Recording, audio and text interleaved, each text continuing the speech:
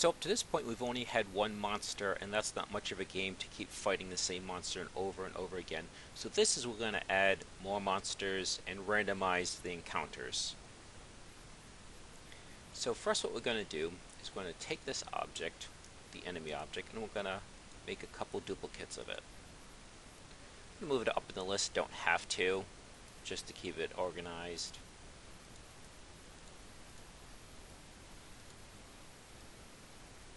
So have there be 3 different monsters.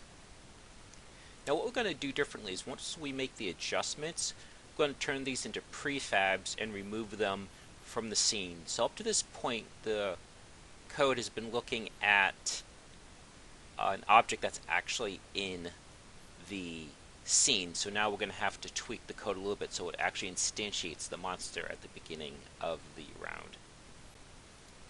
You can name these after the monsters if you want, which makes for easier recognition, but we're just going to name them 1, 2, and 3.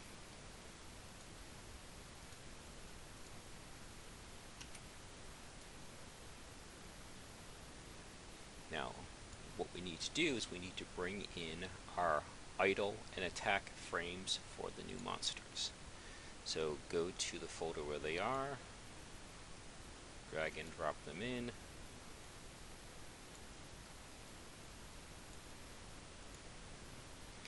And now what's great is because we've put so many variables into place, we can now just replace the images on the newly created objects without even changing any code, at least yet. So object 1 will stay as that. Enemy 2, we drag the idle to the idle and the attack to the attack. And this is a good example about why the variable name needs to be meaningful, and that is we don't have to remember which is which. It explicitly tells us this is the idle, this is the attack.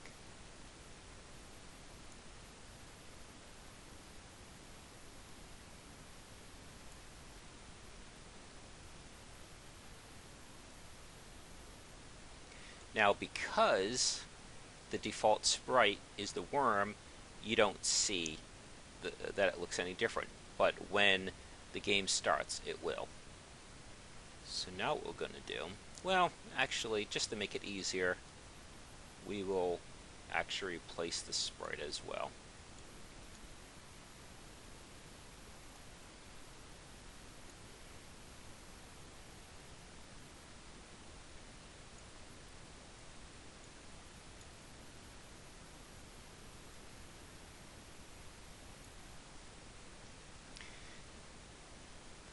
Now we're going to turn them into prefabs just by dragging and dropping. Drag and drop. Drag and drop. So now we delete the originals. So what we're going to do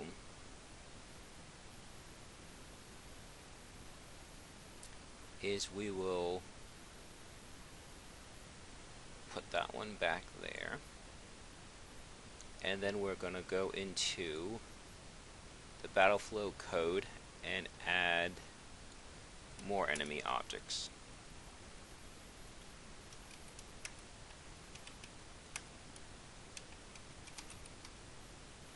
And again, you don't have to use the word enemy, you could name it after whatever the monster looks like.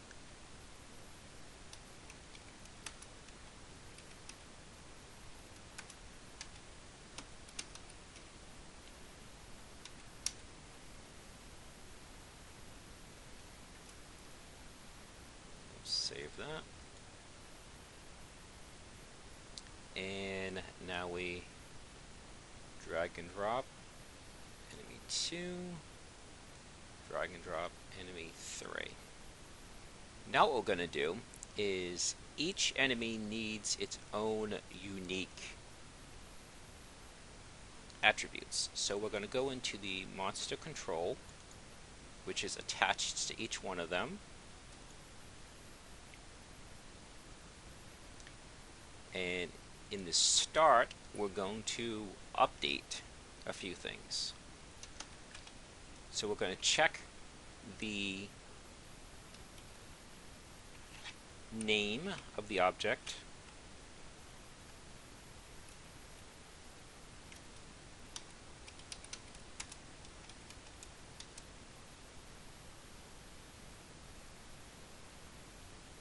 And it was enemy obj1.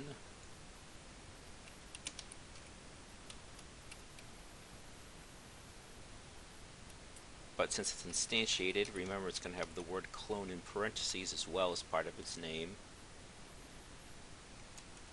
And got to use the double equal sign.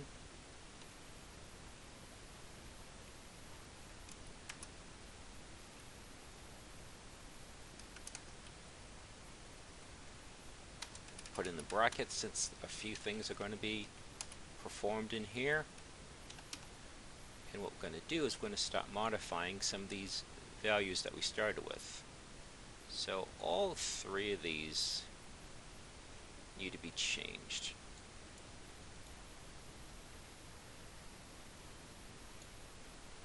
So we'll pop it in here, and then we just have to delete some of this. And again, since it's a static variable, we have to refer to where that variable is located.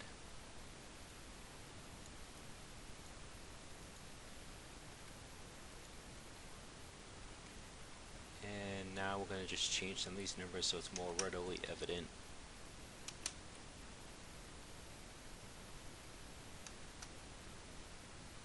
What's being done. So we need to do this 3 times.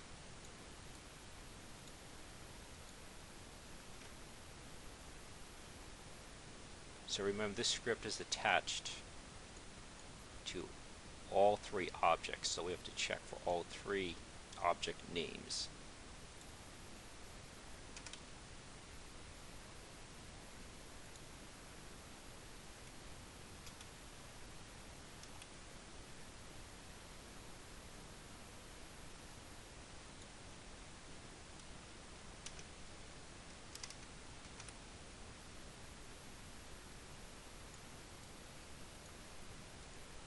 And then one more time.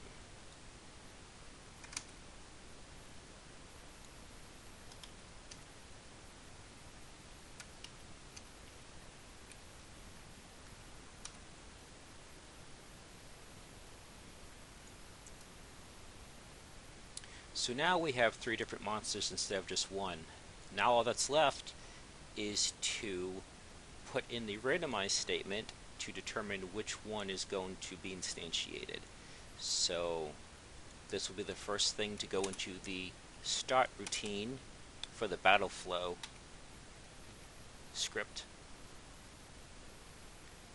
So let's actually create a variable first.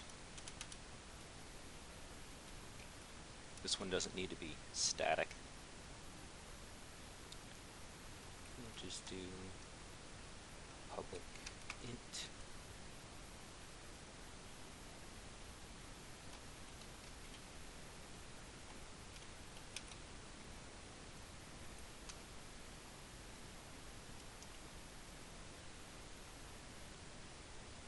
Suppose we could just leave that blank to begin with, but and now we just do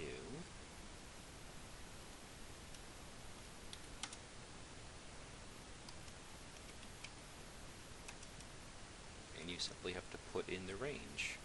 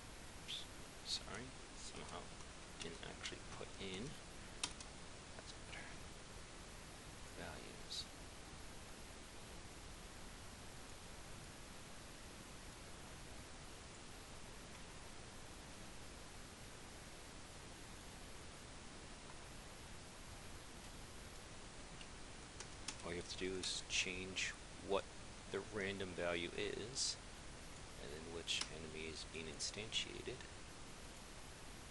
And then one more. Now this should not include the last number, but just to be safe, we will have it check. Because according to the documentation, it's inclusive of both, but I've never seen that last number be selected, so it might have just been a glitch. Maybe I just didn't notice, but just to be safe, we will check for either one. And so we can just say greater than or equal to 3, so 3 or above. And then it should instantiate enemy 3.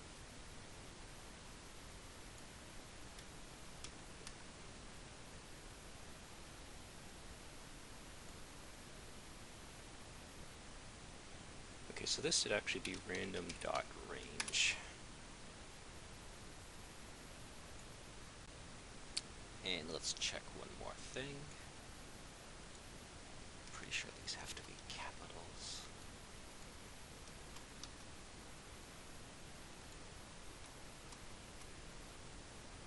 So the snake is 500, the golem is 800, and the blob is 1000. So every time we start it, it should be randomized now. Golem 800. Golem 800. Blob 1000.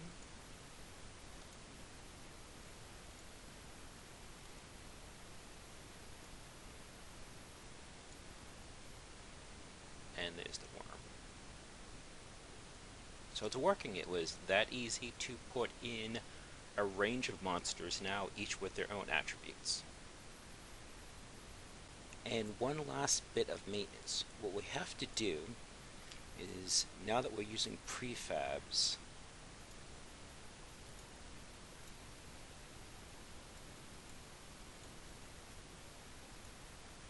this will no longer work, and this will no longer work.